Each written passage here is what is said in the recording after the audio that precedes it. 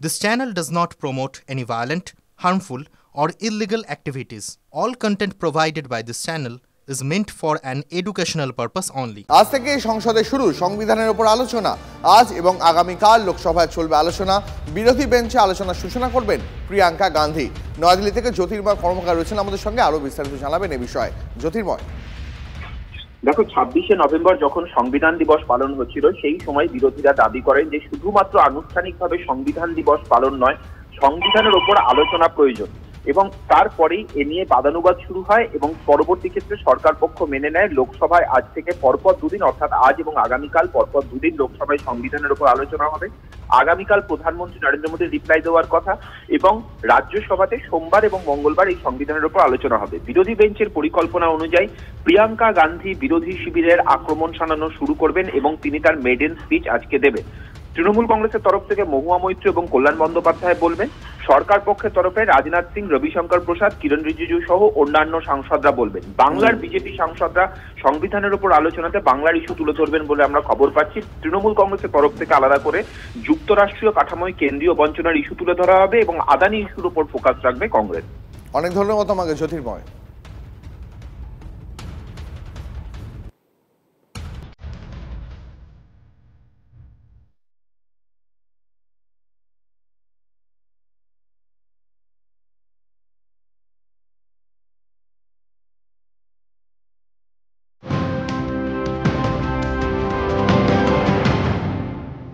আর এই মুহূর্তে যে খবরে নজর রাখবো, আজ সুপ্রিম কোর্টে প্রাক্তন শিক্ষামন্ত্রী পার্থ চট্টোপাধ্যায়ের জামিন মামলার রায়দান।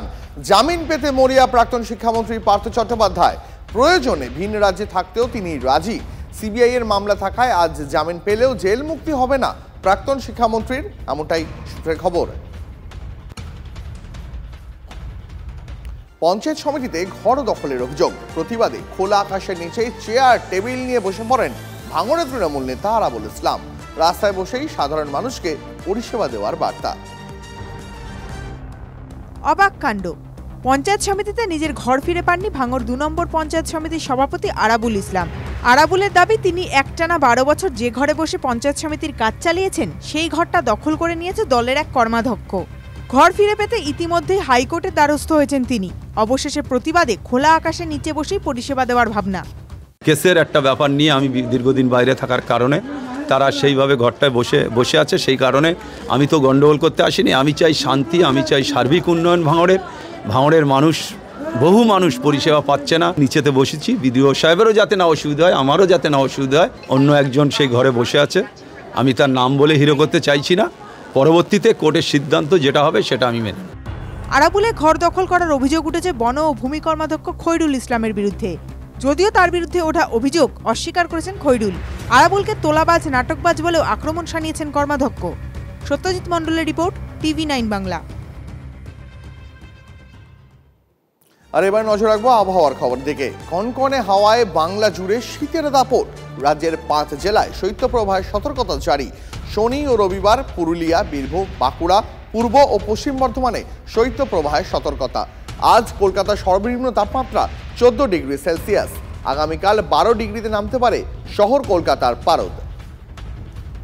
আরও একবার জানিয়ে রাখি আপনাদের, এই মুহূর্তে অন্তত খুশির হাওয়া শহরবাসীর মনে, যারা শীতে ভালোবাসেন, তার কারণ কনকনে হাওয়ায় বাংলা জুড়ে শীতের দাপট।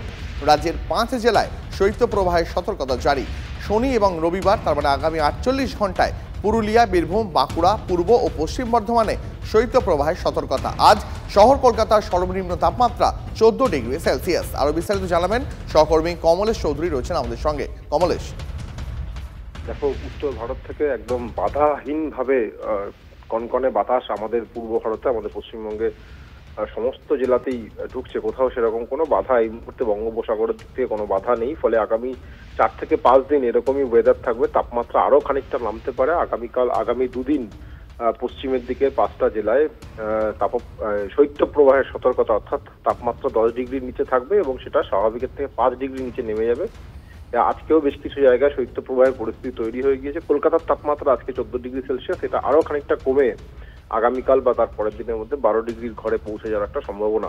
এবং আগামী 4-5 যেটা বললাম, এই শীতের আমেজ এটা থাকবে। আপাতত খুব একটা কোনো নেতিবাচক প্রভাব বা বাধা নেই সেরকম দিন। অনেক ধন্যবাদ তোমায় কমলেশ।